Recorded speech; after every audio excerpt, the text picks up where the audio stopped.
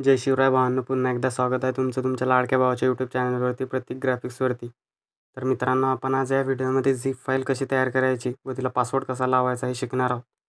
त्यासाठी व्हिडिओ पूर्ण बघा आणि चॅनलवर नवीन आणि पहिल्यांदाच आला असेल तर आपल्या प्रतीक ग्राफिक्सच्या चॅनलला नक्की सबस्क्राईब करा. तर तुम्हाला झिप फाईल कन्वर्ट करायसाठी झेडआर्चर नावाचं ॲप्लिकेशन लागणार आहे. या ॲप्लिकेशनची लिंक आपल्या डिस्क्रिप्शन बॉक्समध्ये अवेलेबल आहे आणि ॲप्लिकेशन प्ले स्टोअरवरती पण अवेलेबल आहे, तिथून पण तुम्ही डाउनलोड करू शकता.